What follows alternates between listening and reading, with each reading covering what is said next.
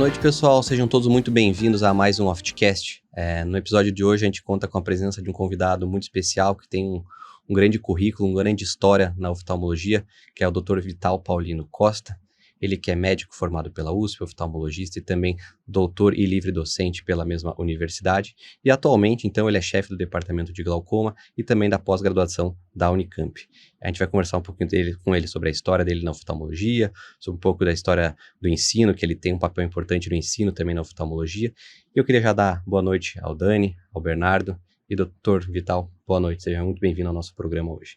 Eu que agradeço o convite. Para mim é sempre um prazer, uma satisfação poder contar alguma coisa da minha trajetória. Se isso servir para, não sei, estimular ou influenciar de alguma maneira, eu fico super contente.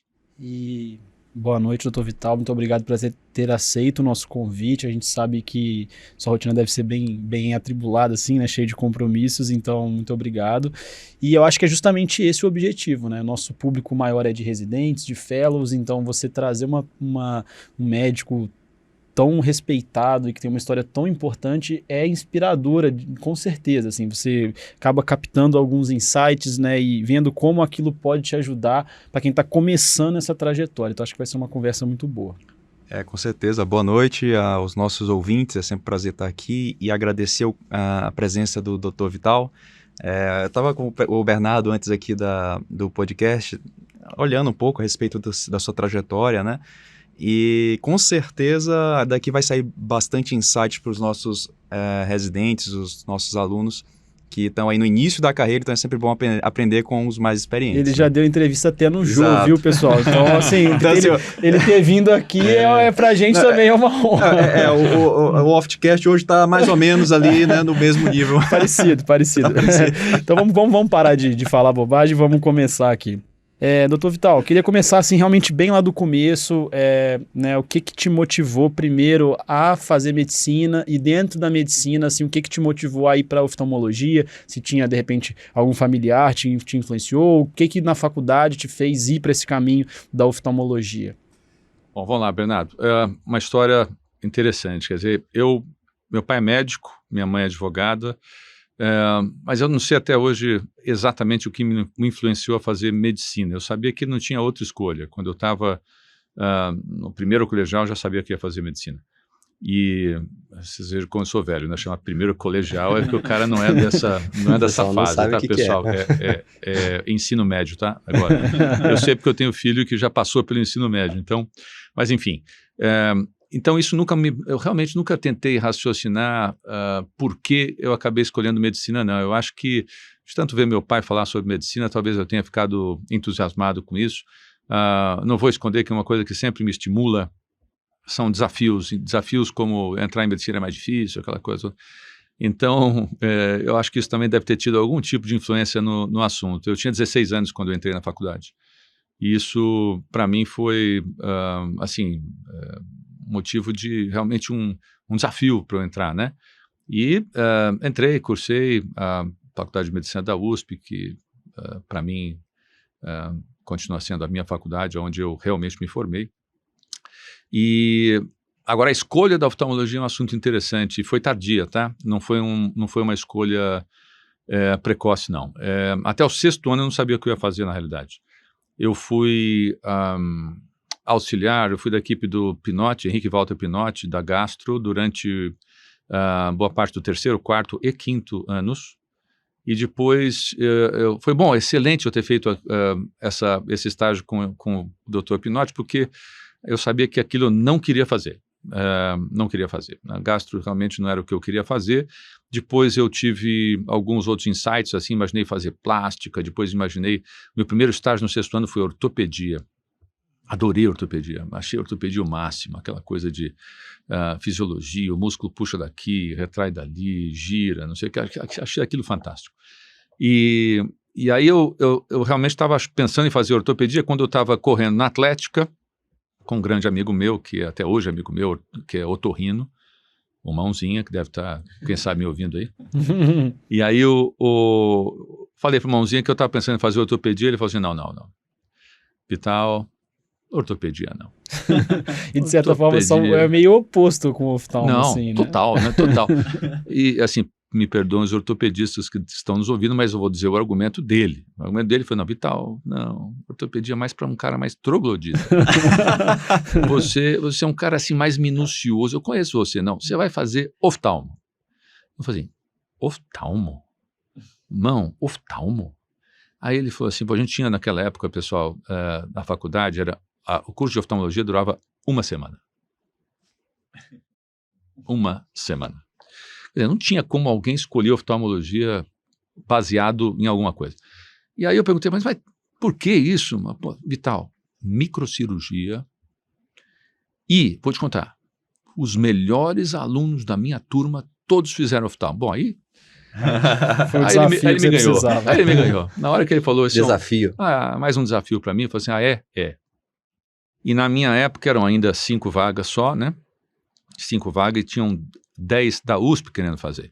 Então isso foi realmente desafiador.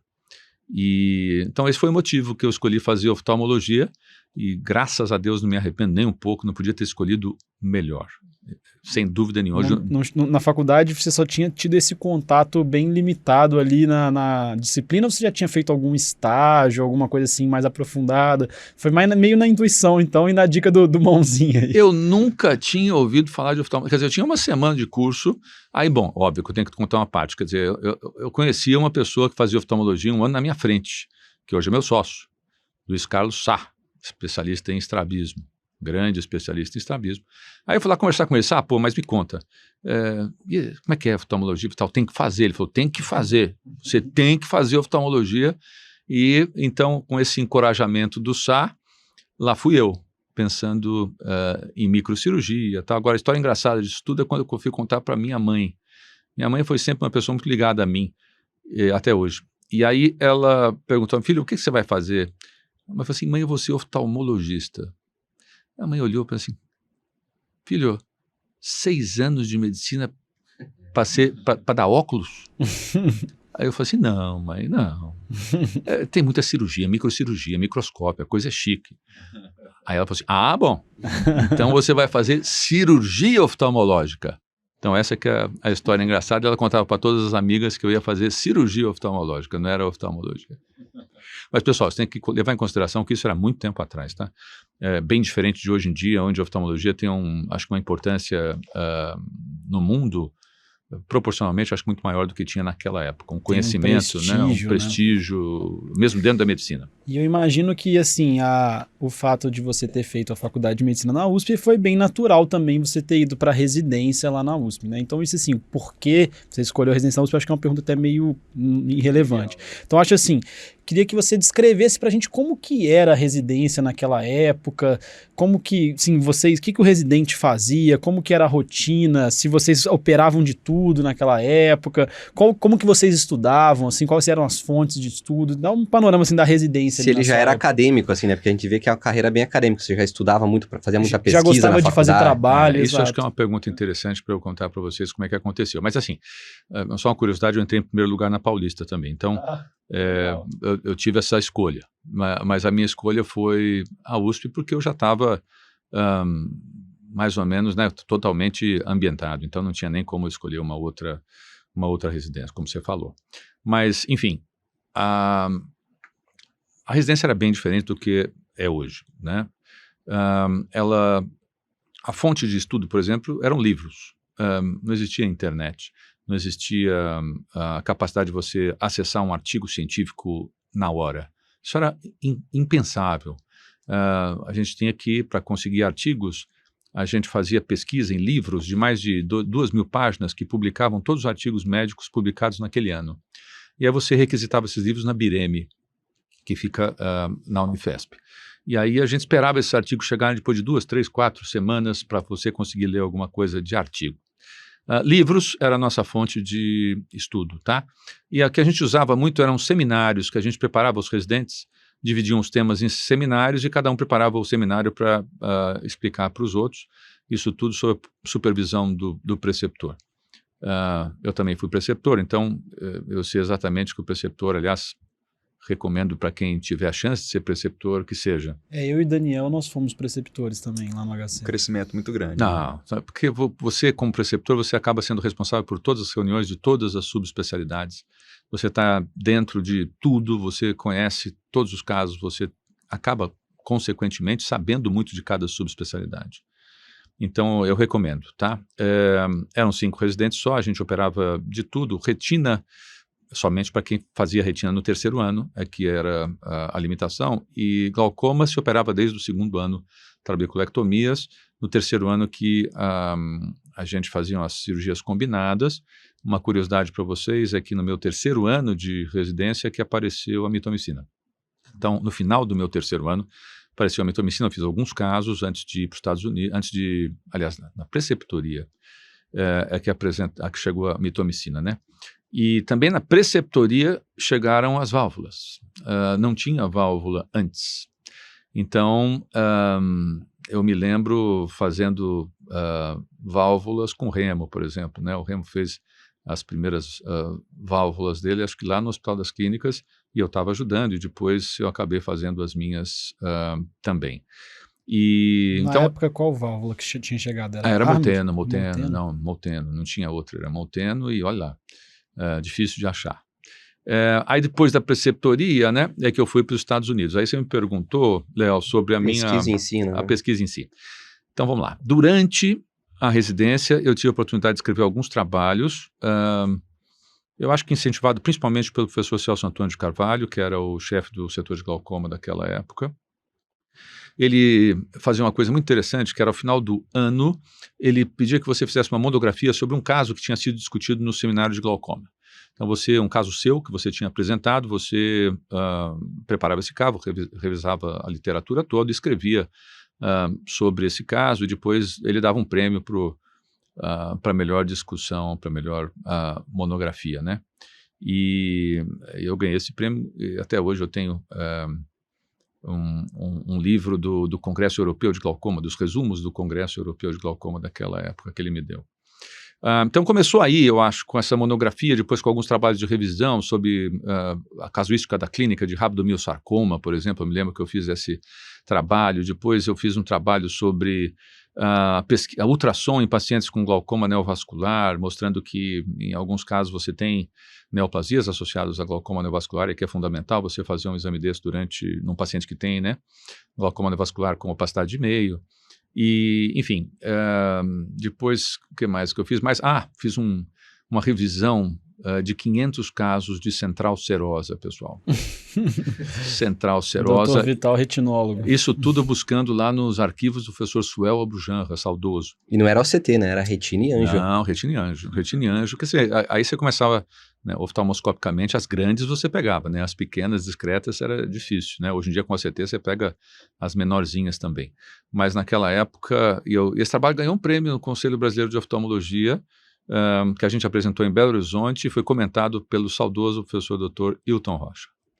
Então começou daí. Mas o que realmente me motivou na carreira acadêmica foi os Estados Unidos, foi o meu fellowship em Filadélfia. Wills-Eye Hospital com o Dr. George Spaeth, uma das maiores autoridades em glaucoma, até pouco tempo dando aula, hoje parou, mas ainda converso muito com ele sobre oftalmologia em geral. Ele tem uma visão bem distinta da grande maioria, não só sobre glaucoma, mas sobre oftalmologia.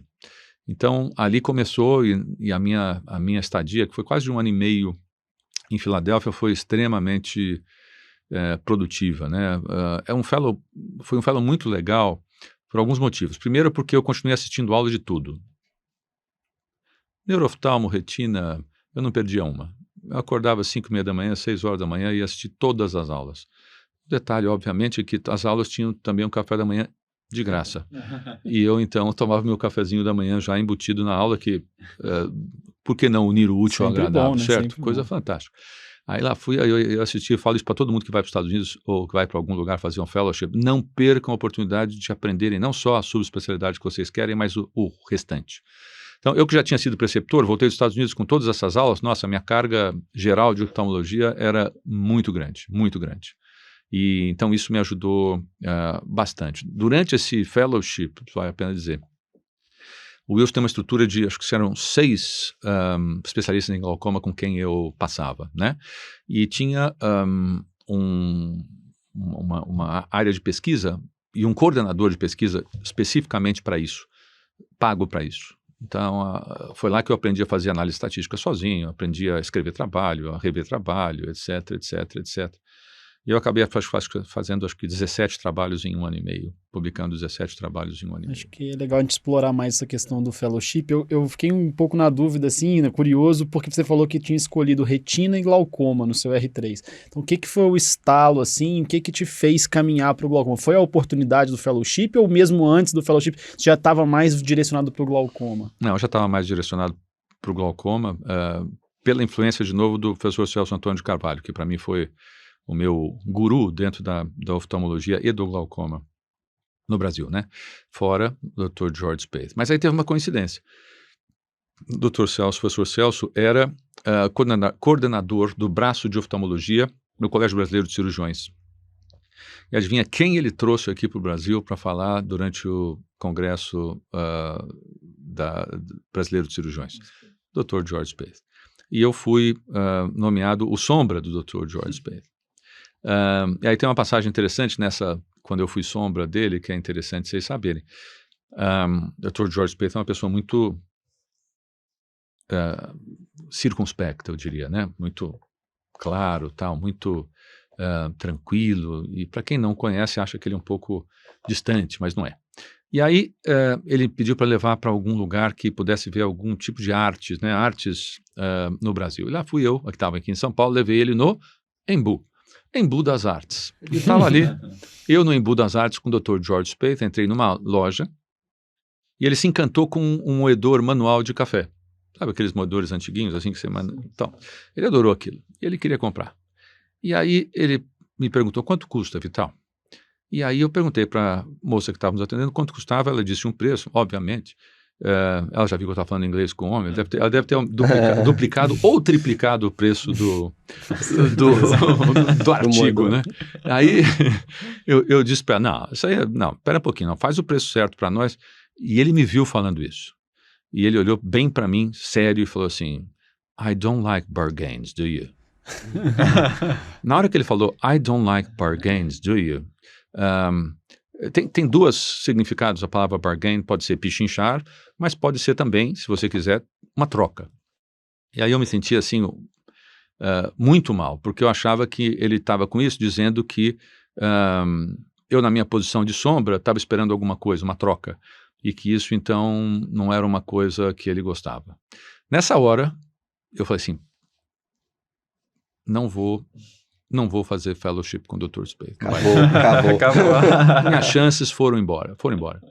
E aí, na verdade, nesse mesmo dia, voltando para São Paulo, ele me convidou para fazer o fellow lá. Então, acho que eu não dei tanto fora assim, não. Muito legal. Mas você já estava com essa cabeça de ir para fora. Quando que você teve essa vontade, assim, de eu preciso ir para fora para melhorar meu currículo? E acha importante que as pessoas façam isso hoje em dia, né? Qual que é a importância dessa experiência internacional? Boa. Eu vou contar a minha história primeiro, por que eu fui, depois a importância. Por que eu fui, na realidade? Não sei se vocês sabem, eu trabalho com hoje 4 outros oftalmologistas, mas na época começamos com 4 no total, incluindo a mim. E todos da USP, além do Luiz Carlos Sá, com Danilo Soriano eu trabalho com Samir Bechara. E a gente era muito amigo e já conversava, e todos já tinham em mente ir para os Estados Unidos. Todos, sem exceção. Então, eu acho que foi uma coisa meio que comunitária, essa decisão da importância de ir para os Estados Unidos. O fato é que naquela época, pessoal, a diferença, ainda existia um gap razoável entre conhecimento, ciência e técnica entre Estados Unidos e Brasil. Hoje em dia, eu acho que esse gap caiu muito, principalmente em termos de técnica e de conhecimento. Eu acho que a tal da globalização ajudou muito nisso e também a qualidade dos nossos profissionais e o fato de eles estarem cada vez mais updates, né? Eu acho que isso tem facilitado a formação de residentes cada vez mais atualizados com oftalmologia como um todo. Mas naquela época não era assim, existia esse gap. Hoje eu diria que existe o gap na área científica. Isso persiste, infelizmente. Gostaria que não persistisse, mas a própria estrutura de ensino e de funcionamento de um hospital acadêmico nos Estados Unidos é completamente diferente do nosso. Aqui, a gente, como vocês sabem, a gente é part-time, né? A gente é part-time oftalmologista acadêmico. A gente, na realidade, tem que ter consultório, senão você não sobrevive. Basicamente, você não sobrevive. Né? Então, agora, por que eu acho, o que eu acho hoje? Continuo achando que é importante você ir para fora para você se especializar? E eu vou dizer que sim.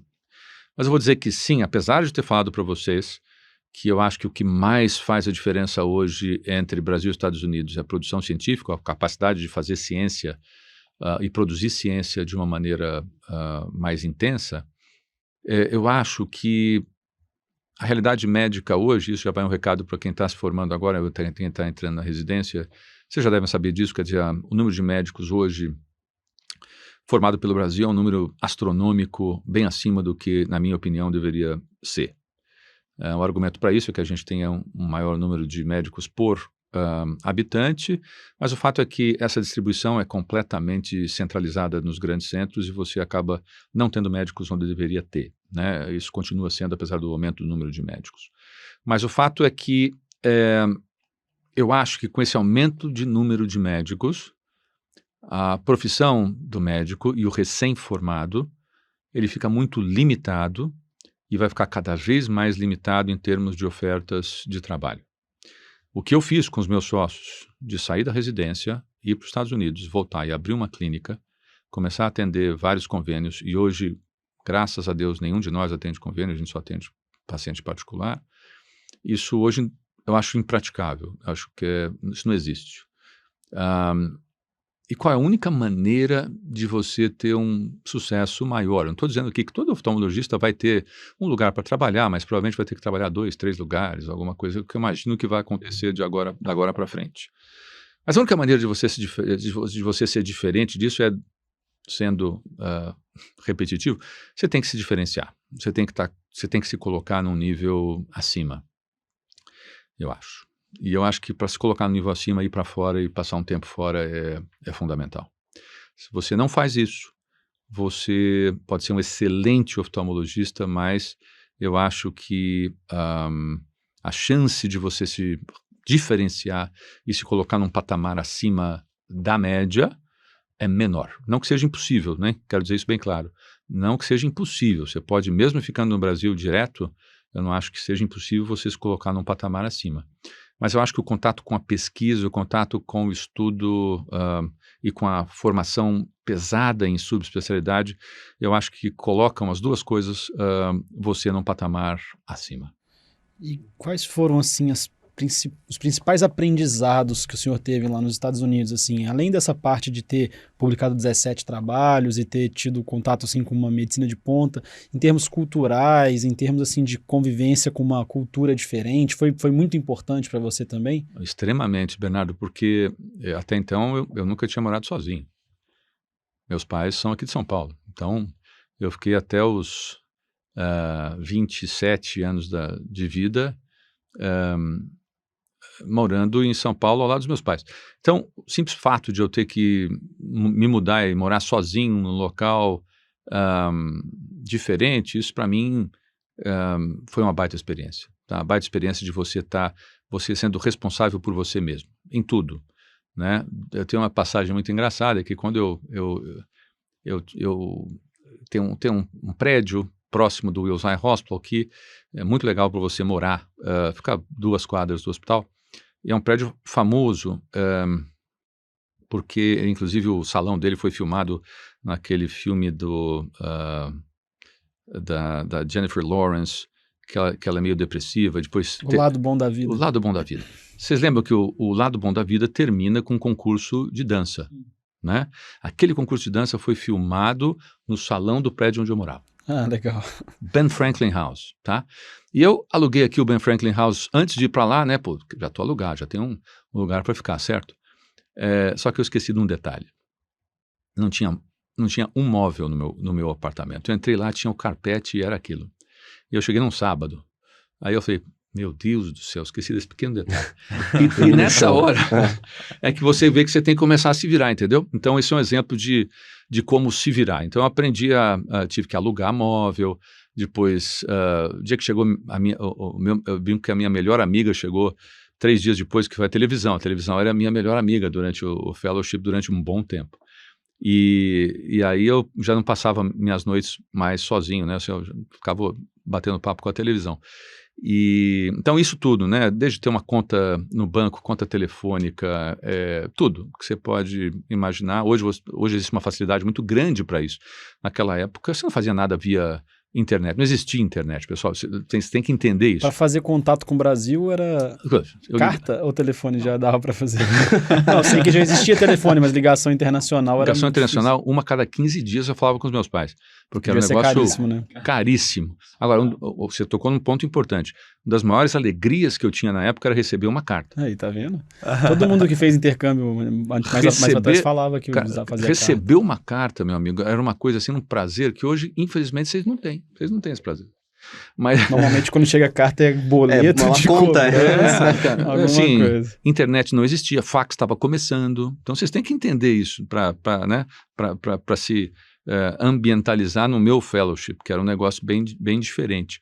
Mas, assim, baita experiência, comprei carro, depois vendi carro, comprei todo o meu equipamento de consultório para trazer para cá, trouxe sei lá quantas caixas no avião.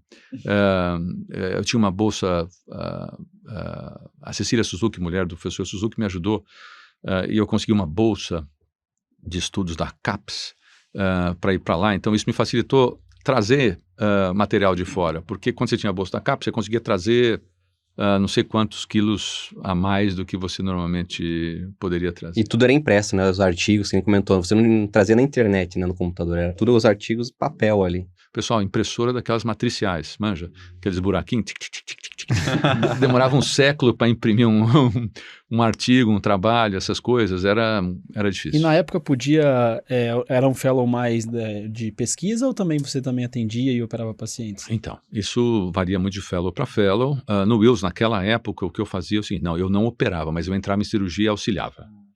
E eu participava do atendimento do paciente. No final, eles já estavam deixando até eu atender antes deles verem, né? O fellow clínico puro, ele atende antes, né, do médico principal examinar.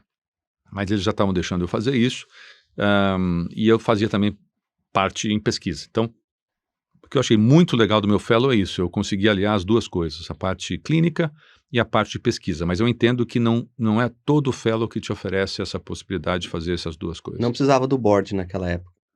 Não, porque eu não estava operando eu mesmo o caso.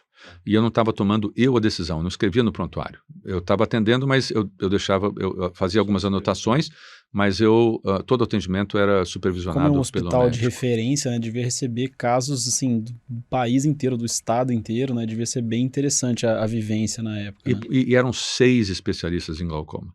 Então, o ponto de vista de cada um era muito variado.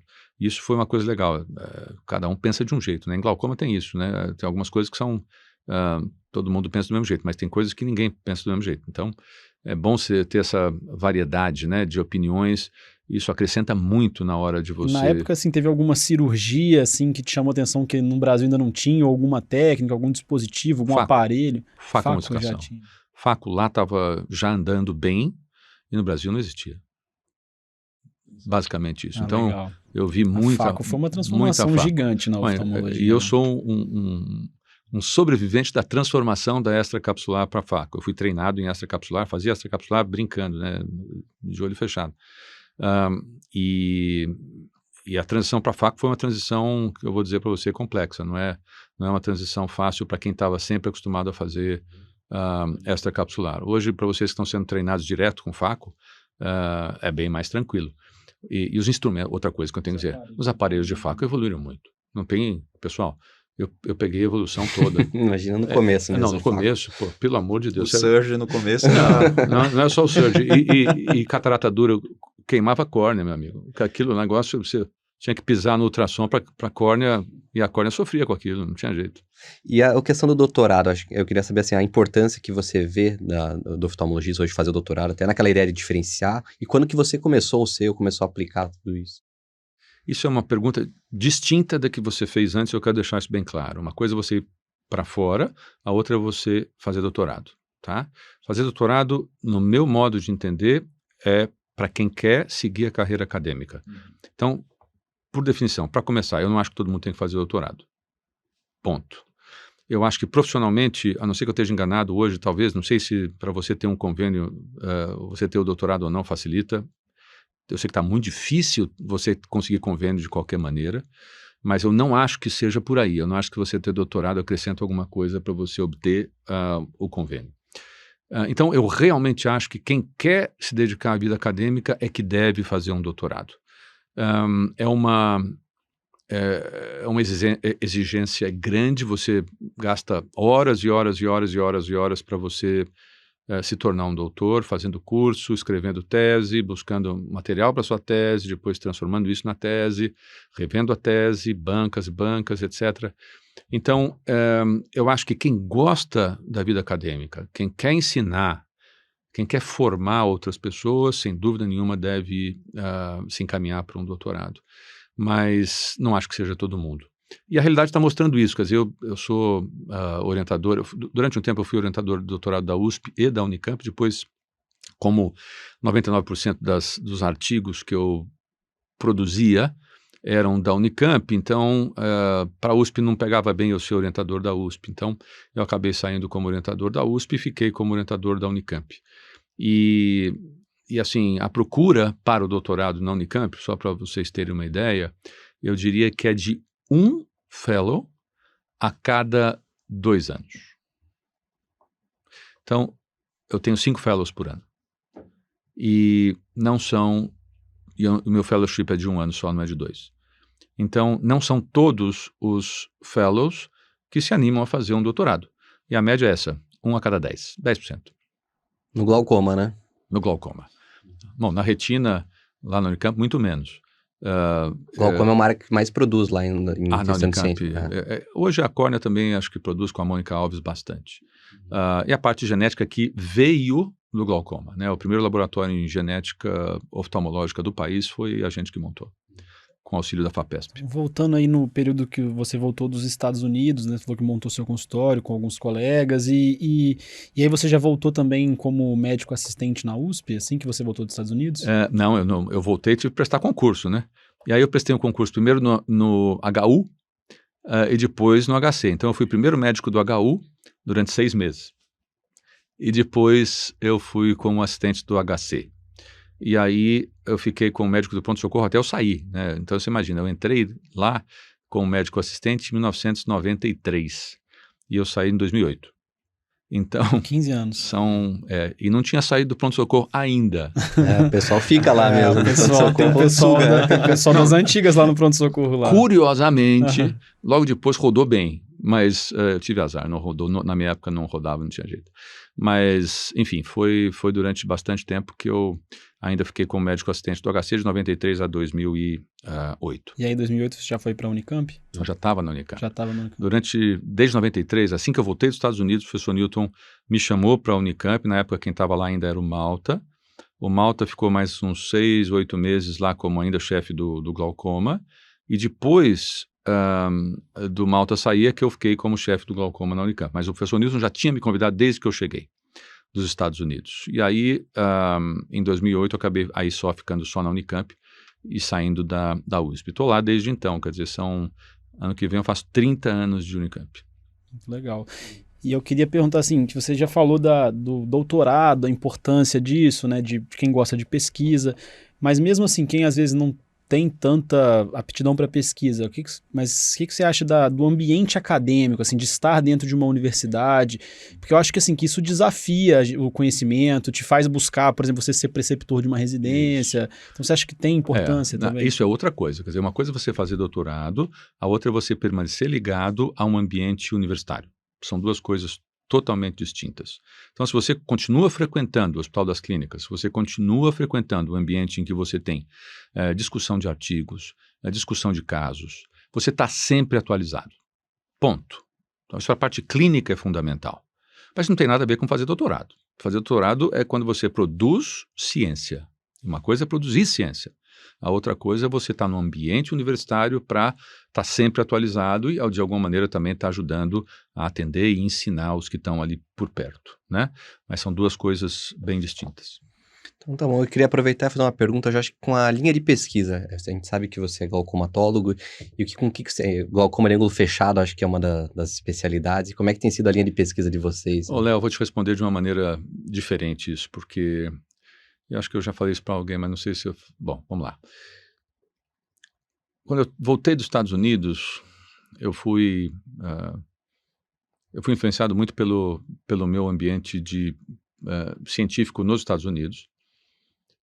Mas quando eu voltei, eu me lembro muito de ter conversado com duas pessoas que me influenciaram muito daí para frente, que vieram visitar o Brasil para dar aulas no Congresso da Sociedade Brasileira de Glaucoma. Um deles é um cara chamado Harry Quigley, que eu julgo o mais brilhante glaucomatólogo com quem eu tive a oportunidade de conviver, pouco, mas eu acho que o Spaeth, ele também entra nesse hall. Ele, Quigley, Rich e Shields, eu diria que são os quatro, e eu tive a chance de conviver com cada um deles. O Harry Quigley, uma vez ele chegou para mim, sem eu perguntar nem nada, falou assim: Vital, se você quer ser reconhecido em oftalmologia, dedique-se a uma área bem específica. Eu olhei aquilo.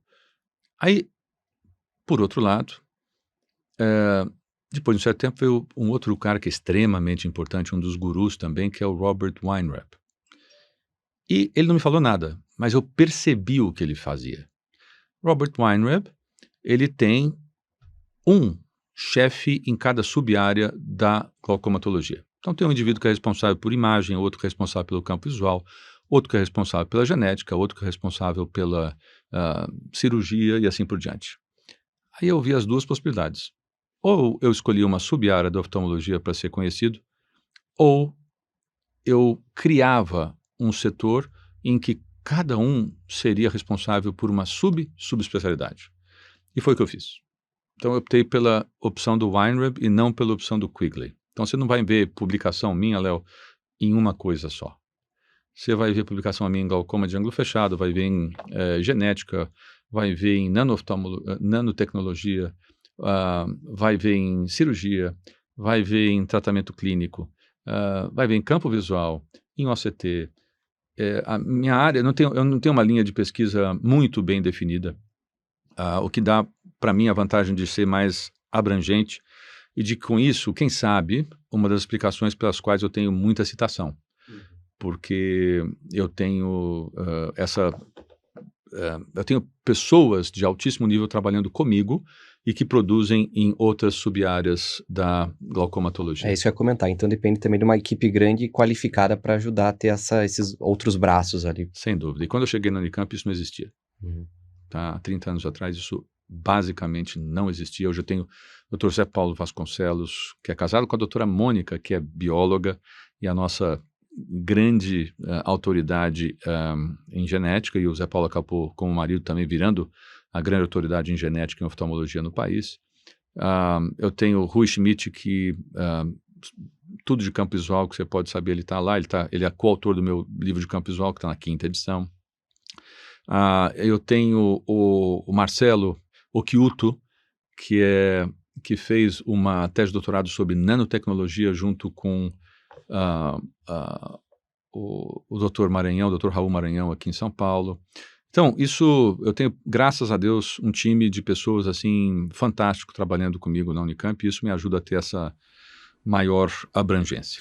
Acho que a gente não pode perder a oportunidade, né, de ter o Dr. Vital aqui e perguntar, assim, sobre o futuro da especialidade de glaucoma, assim. Eu acho que é importante, a gente tem visto novos tratamentos surgindo, né, essa questão dos MIGs, que tem muita controvérsia a respeito, as novas drogas que a gente vê que nos Estados Unidos aí já tem algumas novas drogas. Então, assim, queria ver o que você vê como o futuro, assim, da especialidade de glaucoma, assim, qual que é a fronteira de conhecimento, assim, que você tem uma expectativa de que possa mudar aí alguma forma de tratamento, como que você enxerga o futuro?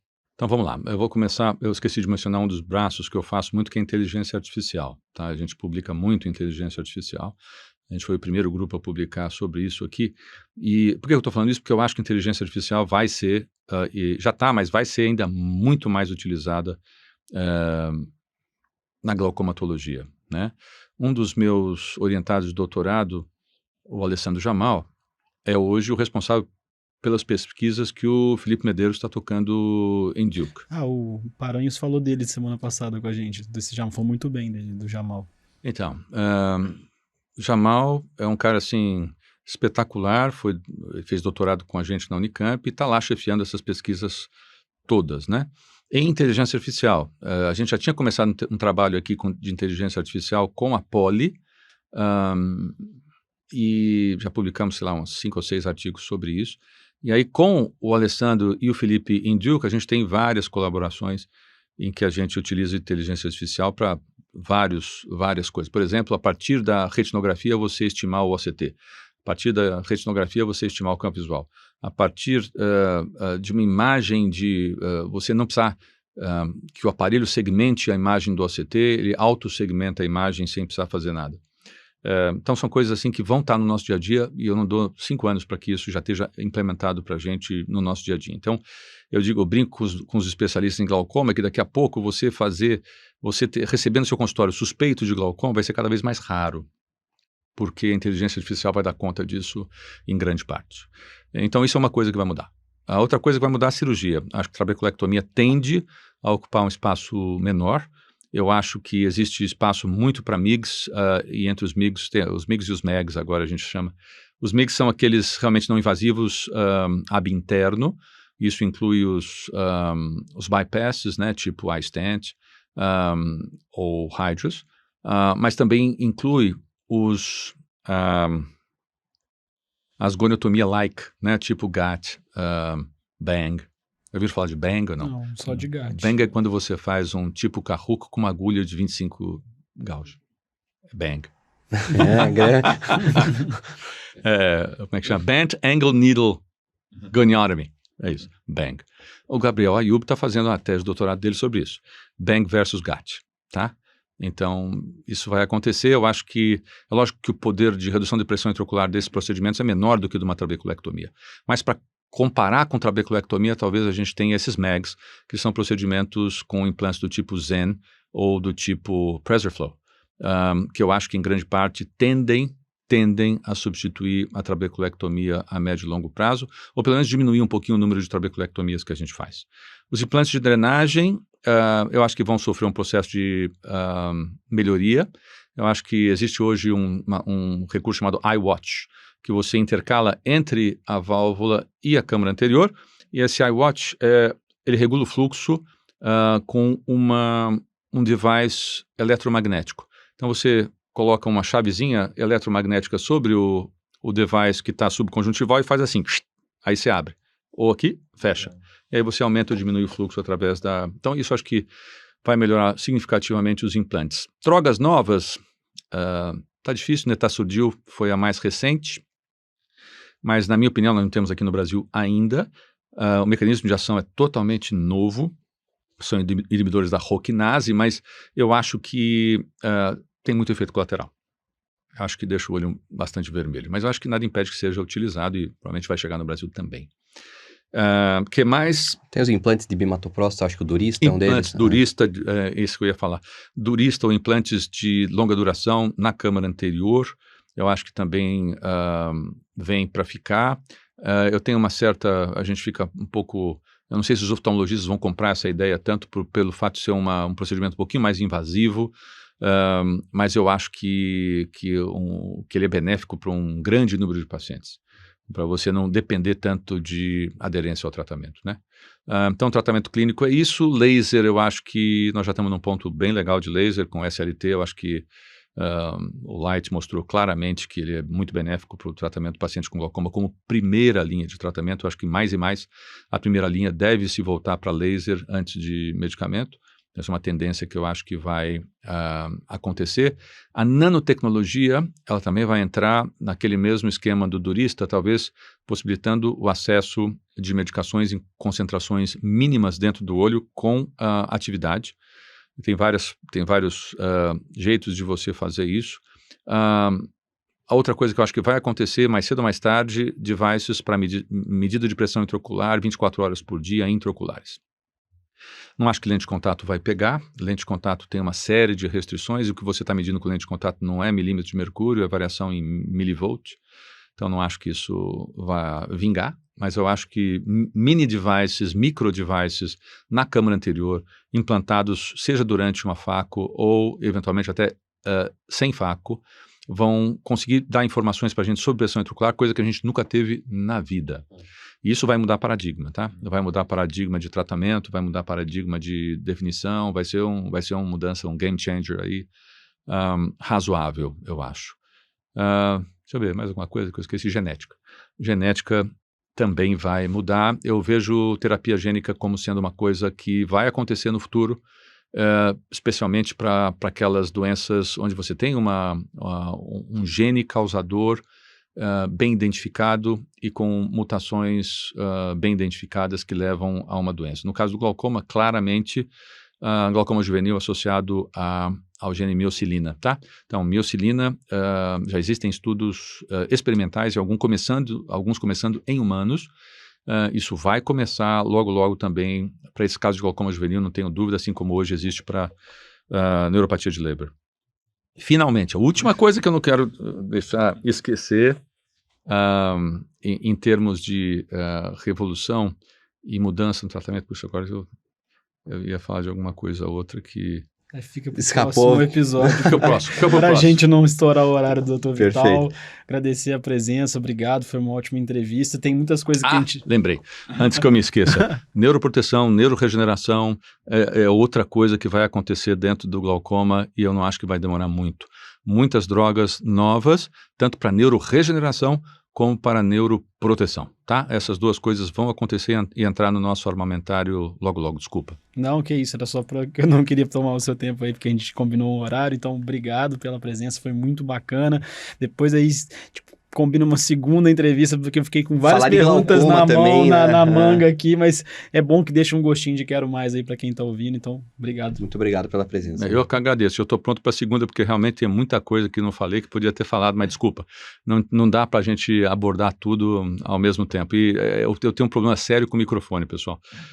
Fala muito bem, impressionante a eloquência. Vocês me dão o microfone, eu vou... Então vai ter o segundo e o terceiro tempo, com certeza. Eu vou longe. Legal. Mas muito obrigado de novo pelo convite, tá? Espero que eu tenha ajudado aí, ou inspirado, quem sabe, estimulado alguém que está ouvindo a gente. Sem dúvida. Obrigado. Valeu, obrigado. Boa noite.